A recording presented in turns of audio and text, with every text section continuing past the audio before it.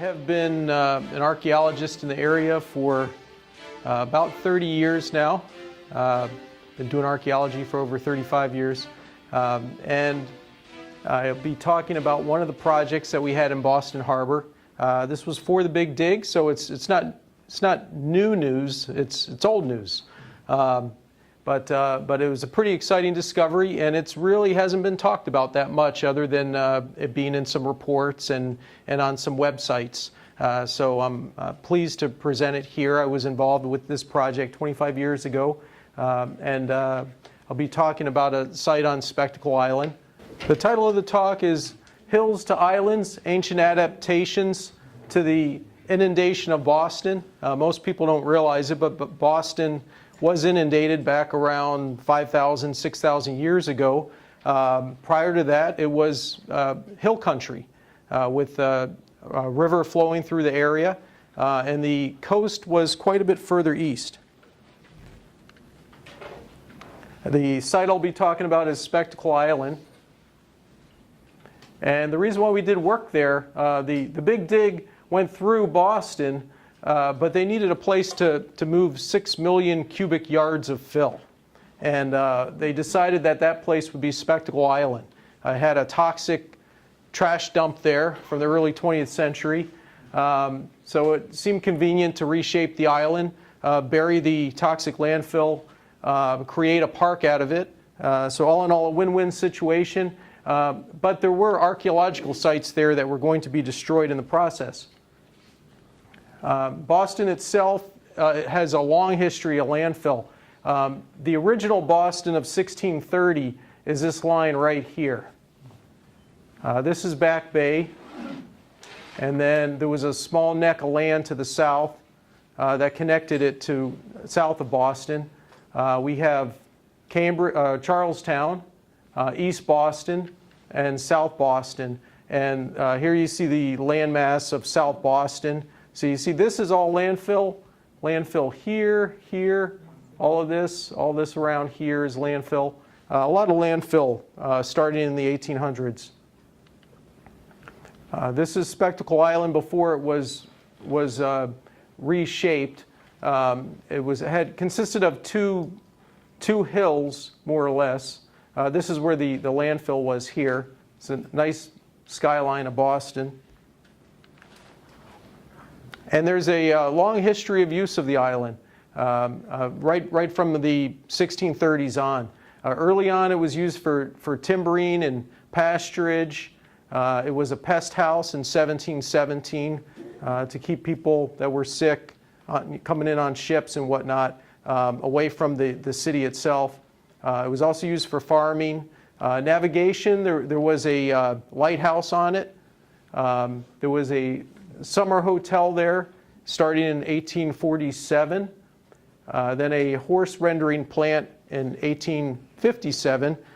And I don't think the hotel outlasted the horse rendering plant. And probably related to that was glue and oil production.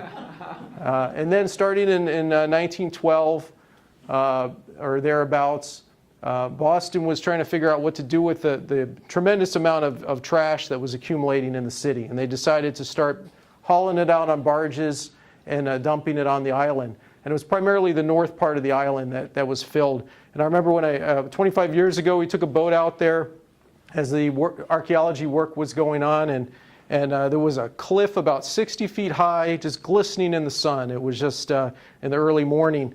It was all glass and bottles and cans, and the ocean had cut away this cliff of just all 60 feet of early 20th century landfill. And the shore was littered with marbles and colored glass that was, sea glass. It was all smooth. It was rather interesting. But at the south end of the island, it had been less altered through landfill. In fact, there really wasn't any landfill in that area. And that's where our excavation took place. To look a little bit at the area here, we have Spectacle Island here. Notice it says toxic landfill. This is an older map. And there's a whole bunch of different islands all around here, some of which have bridges that connect them nowadays. But as we go back in time, thousands of years ago, the sea levels were lower at that time, and things look quite different. In fact, if you go back about 10,000 years ago, Spectacle Island is over here. It was a hill that was well inland. There was the Charles River came through here. You had the Neponset River coming through here, and they would have joined probably out in this area somewhere. But there were these land masses 10 miles to the east that was all prime real estate. And beachfront property was out here, 10 miles east of Boston. In fact, it would have looked like like a river valley with hills. This is another area in eastern Massachusetts, a river where it's tidal, so that at high tide, the water level is fairly high, and then at low tide, a lot of beaches are exposed, and gravel beaches and whatnot. And that's probably what a large part of this area looked like back when, up to 10 miles east of Boston, where it was all river valley with hills. And then starting after 9,000 years ago, the ocean encroaches over time as the sea levels rise. So you can imagine what this would mean nowadays if this was all built up at the current level that Boston's built up, to see over the span of time the inundation of the sea. This is 8,000 years ago, 7,000 years ago, 6,000 years ago, and this is really at low tide. So at high tide, the ocean was making inroads, and in fact, a little after 6,000 years ago, Back Bay was first getting flooded at high tide. So there's new opportunities that this presented for Native communities. Native Americans finding their favorite campsites being flooded, well, they could just go to a new spot. They didn't have foundations or anything that they had to, they weren't concerned if their huts got flooded. They could just find a better spot to camp. And then about 5,000 years ago, the shoreline is starting to look more like it does nowadays. Spectacle Island was still connected to the mainland, and a lot of these other land masses were still connected as well, but some of them were becoming islands at this point. 4,000 years ago, it's fairly similar, but again, throughout this period, Back Bay would flood at high tide. So you have a lot of area that would flood at high tide, and a low tide would be exposed. 3,000 years ago, it's very similar to nowadays. And 2,000 years ago, things were a lot more stable in terms of it being closer to the 1630 land shape. And Spectacle Island itself, 3,000 years ago, was two separate islands. But at low tide, they were connected most likely with a sandbar 1,400 years ago. And this is a map from 1700, I think it's 1703. It shows these two separate hills and this nice little bar of beach here. And that bar is potentially significant because what we find is that it's a great location for building a fish weir. And what fish weirs are, this is Back Bay, Boston, 30 to 40 feet underground in Back Bay, Boston. They have fish weirs, which are wood stakes. They're fences built of sharpened wood stakes. And they put smaller stakes between them. They put lathe work of twigs and vines and sticks across them. And when the subway was being built in the early 1900s, they found in Back Bay, 30, 40 feet underground, they started finding rows of these stakes. And it was clear that they were built by people. This wasn't a natural forest or anything like that. This was a human construction. There's 20 feet of landfill in Back Bay. So you get through 20 feet of landfill, you start hitting silts and clays, get down about 30 feet. We start hitting clays that these wood stakes were forced into the mud flats with. And there's about 10 feet of different levels of wood stakes that have been found. And the early archaeologists that looked at this around about 1906, they thought there was over a mile, maybe even several miles of fence line of fish weirs. And And so they thought it was a massive construction. Now from more recent work done in the 1980s when 500 Boylston Street was built, it's apparent that there's a bunch of small fish weirs built over and over time from about 5,300 years ago right up to about 3,700 years ago, at which point the area was really silting in. There was a lot of erosion, probably from cutting up all the saplings. But the nice thing about fish weirs is that at high tide, fish would swim over these fence lines, the fish weirs. And at low tide, it was just easy pickings. People could go around and pick up the fish that were left at low tide, or if there was some water there, they could spearfish them or catch them in baskets. So it was an easy way to get a lot of food. And it was very successful. We find throughout that period, we have ground stone axes and ground stone woodworking tools. This is what's called a celt. It could have been used like a hatchet, a small axe. Dugout canoes were common as well. There were dugout canoes were probably around from at least 9,000 years ago. We have various types of woodworking tools that were for heavy woodworking as early as 9,000 years ago, so that people could get out to these islands once they were there. Now the site that we had located, it was a shell heap or a pile of shells buried in the soil at the southeast edge of the island. And that's a preferred location on the harbor islands. It's especially in the winter time, it's the most lit area. It's protected more from the north winds. So the southeast coastlines are just prime real estate for a place to camp, especially in the winter. And then reconstructing the shoreline, we had, all of these reconstructions were from a geomorphologist who examined a number of lines of evidence to reconstruct shorelines and sea level rise. Initially, there was some testing on the island, some archaeological tests, and that identified this layer of shell. It's not beach shell, it's different. These are all, for the most part, it's primarily soft shell clam. One would find on a normal beach, you'd find all kinds of little bits of mussel shell and a variety of shells. But in this case, it was a layer of primarily soft shell clam or stemas, and some quahog, some mussel, a lot of other types of shells, but also mixed with artifacts and obvious evidence that this is not a natural process, that this was a place where people were living and eating, processing a lot of clams.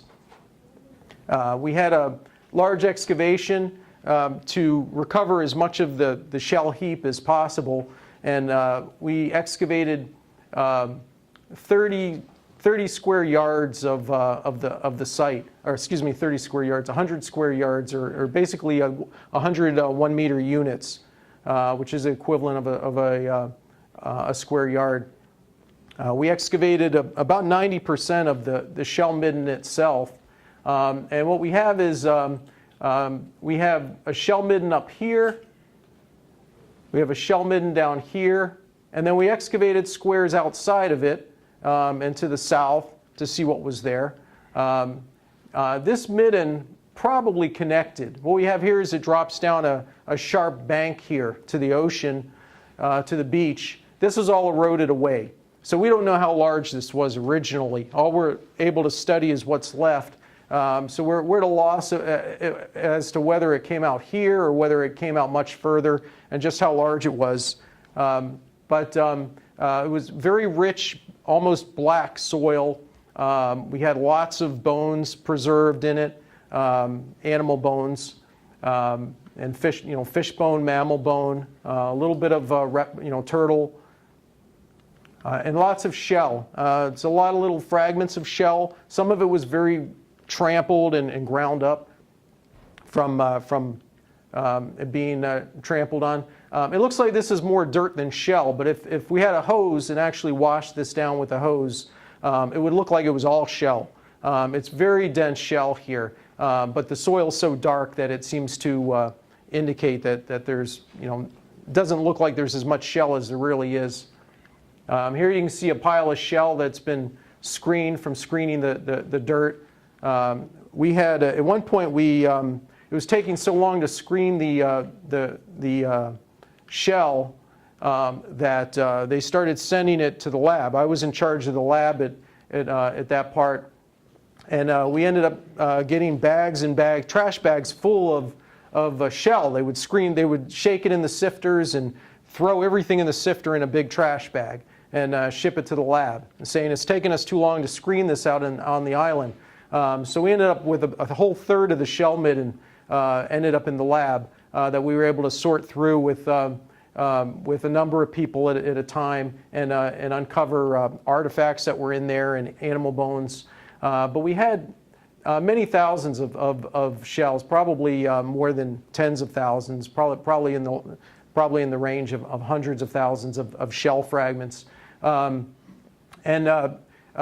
on the chondrophores, which is the hinges, we looked at these hinges.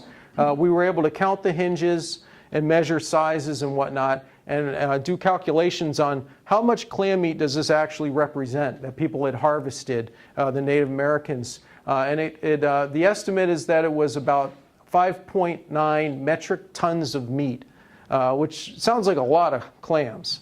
It's a lot of clam baking. But if we break it down over a 600-year period, that's really only about 10 kilograms or about 22 pounds per year. So 22 pounds of clams, it's more than a meal certainly, but it's not, it doesn't sound like a huge feast. But again, we don't know how much got eroded away by the ocean. We had a lot of stone tools, and the interesting thing about the stone tools that I'll talk about is they span a range from when the shell midden was in use and much earlier as well. So these range from different times. This spear point here is between 6,000 and 8,000 years old. This one is between 4,000 and 5,000 years old. We have this one here. This is between 2,500 and 3,000 years old. And then we have this point's from about 2,000 to between 2,000 and 4,000 years old. This one is around 1,000 to 2,000 years old. So we have a range of stone tools. Most of them are made out of what's called Boston Basin volcanics, or rhyolites, which occur in the hills.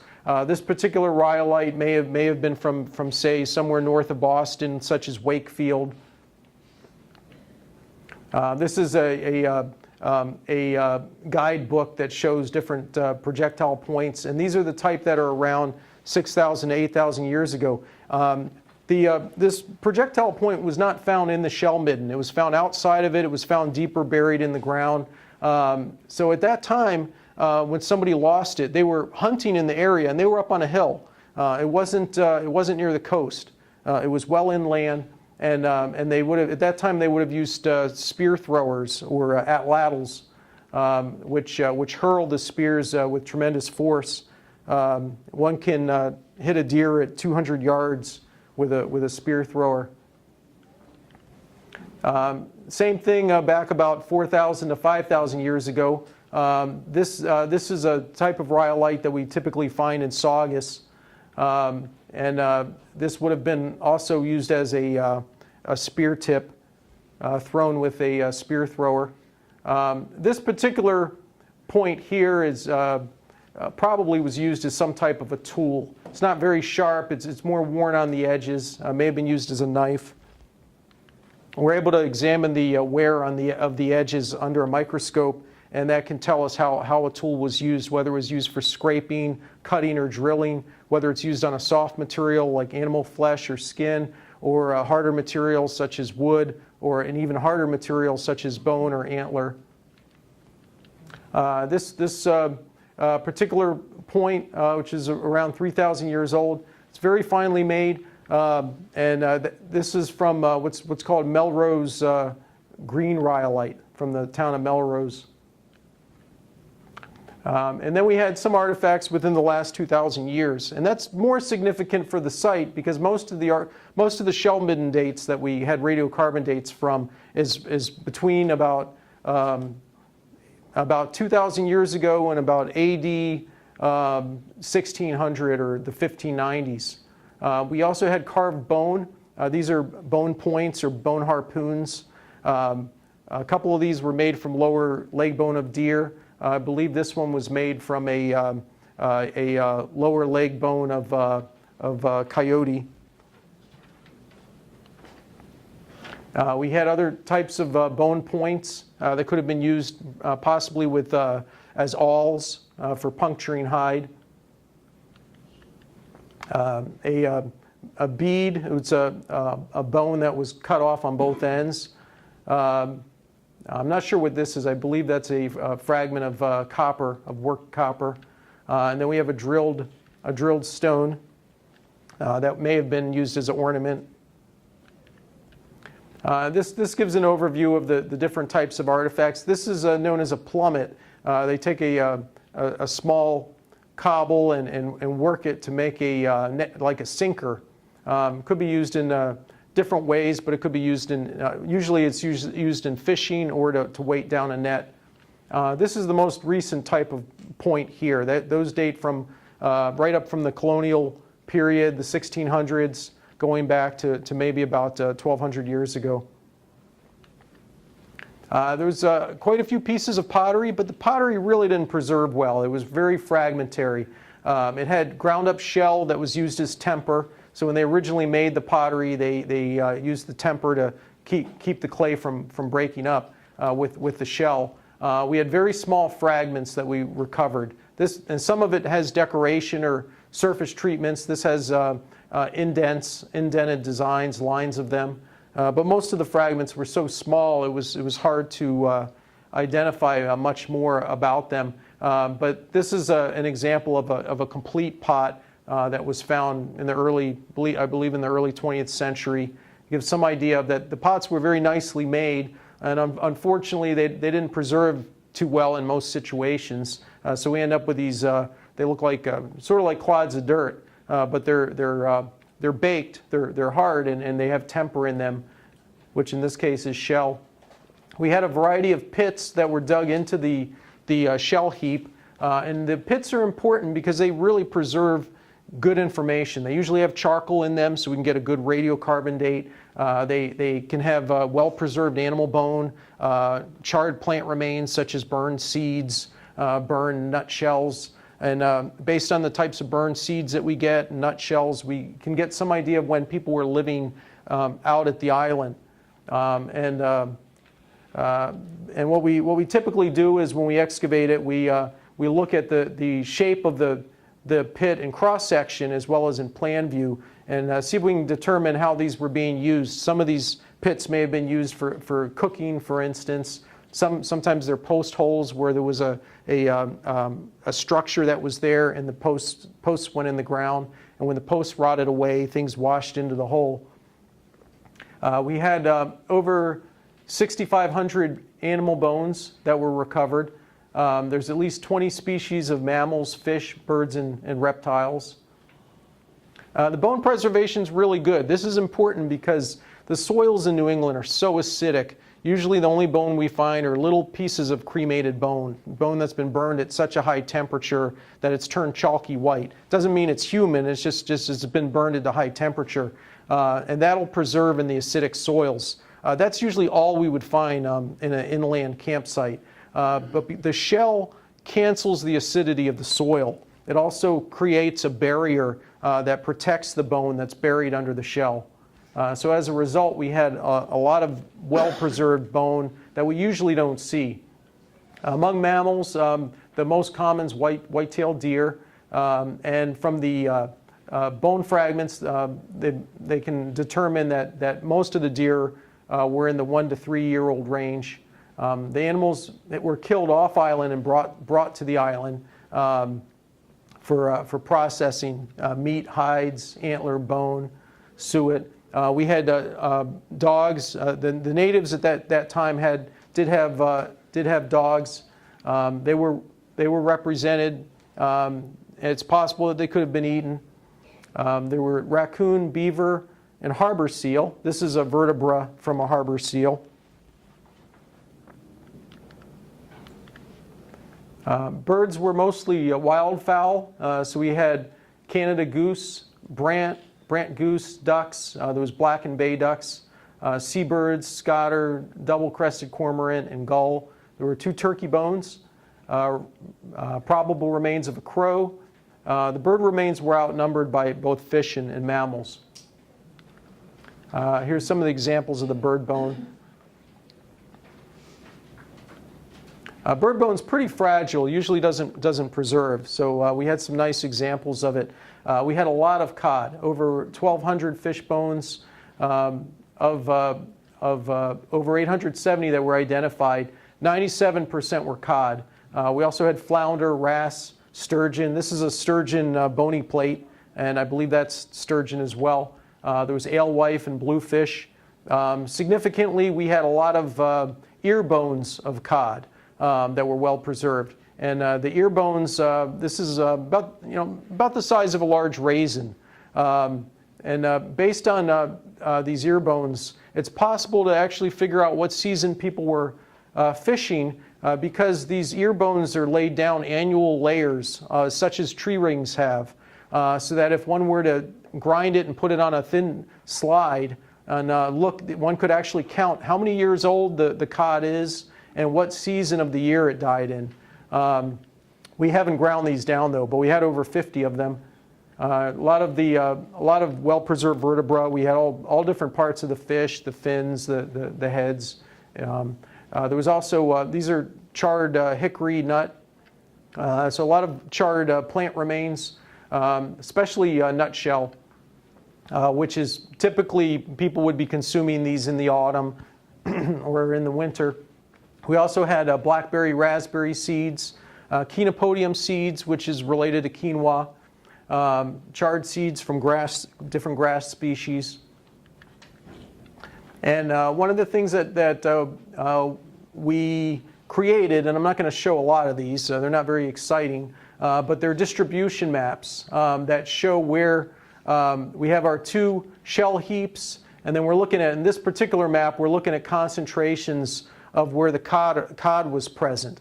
So we can look across the site and see, well, where's the cod, where's the deer, where's the dog, to try to figure out different patterns of behavior that may give us more information, either from one time period or different activities that took place there.